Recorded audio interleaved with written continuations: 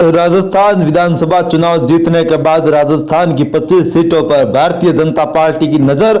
इन 25 सीटों पर कौन जीत रहा है, इसीलिए दोस्तों आज हम बात करेंगे भारतीय जनता पार्टी की राजस्थान की 25 लोकसभा सीटों पर संभावित उम्मीदवार। जी हाँ दोस्तों, कौन कौन से उम्मीदवार हैं जो इस बार लोकसभा चुनाव लड़ते हुए नजर आ रहे हैं। क्या भारतीय जनता पार्टी राजस्थान की 25 लोकसभा जीत पाएगी, ये भी एक बड़ा सवाल है। लेकिन दोस्तों सबसे बड़ा सवाल है कौन कौन होंगे प्रत्याशी, तो जानकारी करते हैं।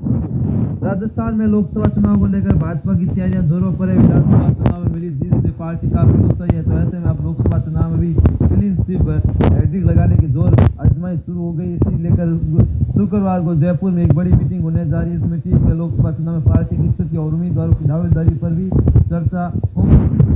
लोकसभा चुनाव को लेकर होने वाली मीटिंग के लिए प्रदेश प्रभारी अरुण सिंह विधायक ठहरकर और राजस्थान भाजपा प्रदेश अध्यक्ष सीपी जोशी समेत प्रदेश भर के पदाधिकारी शामिल हो गए, जिसमें मुख्यमंत्री, दोनों डिप्टी सीएम समेत मंत्रिमंडल के सदस्य भी शामिल हो गए।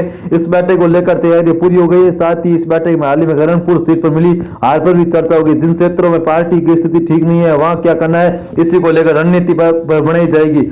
राजस्थान की कुल 25 लोकसभा सीटों में से एक बार फिर क्लीन स्वीप करने के लिए भाजपा एक मेगा प्लान तैयार करी है। 2014 और 2014 में भाजपा सभी 25 की 25 सीटें जीती थी, तो वहीं 2019 के लोकसभा चुनाव में गठबंधन के तहत एक सीट राष्ट्रीय लोकतंत्र पार्टी को दी गई थी, जबकि 24 सीटों पर भाजपा ने जीत हासिल की थी। लेकिन इस बार भाजपा अकेले चुनावी मैदान में उतरेगी। वहीं पार्टी के पास सब कुछ भीतरघात की रिपोर्ट है, पास कुछ सीटों पर भीतरघात की भी रिपोर्ट है, तो ऐसे में कुछ सांसद रिप्लेस पे माना जा रहा है। वही चर्चा ये भी है कि पार्टी 25 की 25 सीटों पर नए चेहरे को मौका दे सकती है। जी हाँ दोस्तों, पार्टी का फोकस गंगानगर, चूरू, सीकर, झुंझुनू, जोधपुर, जयपुर से ग्रामीण, अजमेर, अलवर, राजसमंद, बांसवाड़ा, सवाई माधोपुर, टोंक, जी हाँ दोस्तों, सवाई माधोपुर, टोंक, करौली, धौलपुर, दौसा, जालोर, भीलवाड़ा, भरतपुर, नागौर, उदयपुर सीटों पर रहने वाली है। इन सीटों पर पार्टी की स्थिति मजबूत नहीं है। विधानसभा चुनाव के नतीजे भी इसकी झलक दिखने को मिली, तो ऐसे में पार्टी किस तरह की कोई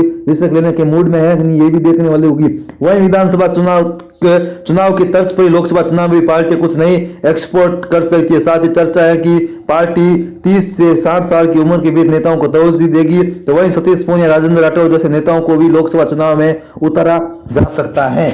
तो ऐसे में दोस्तों कहीं ना कहीं अब देखने वाली बात होगी कौन कौन से प्रत्याशी होंगे, लेकिन जो खबर मिल रही है वो काफी चौंकाने वाली हो सकती है। जी हाँ दोस्तों, काफी चौंकाने वाली खबर मिल सकती है। राजस्थान में भारतीय जनता पार्टी उतारेगी नए चेहरे, ये भी चर्चाएं हैं। जी दोस्तों, राजस्थान विधानसभा चुनाव में भाजपा को मिली बड़ी जीत के बाद पार्टी लोकसभा चुनाव में तैयारियों में जुट चुकी है। इस चीज को लेकर लगातार मंथन हो रहा है। इसी बैठक में प्रभारी अरुण सिंह रहेंगे। 18 सीटों पर बदलने की तैयारी।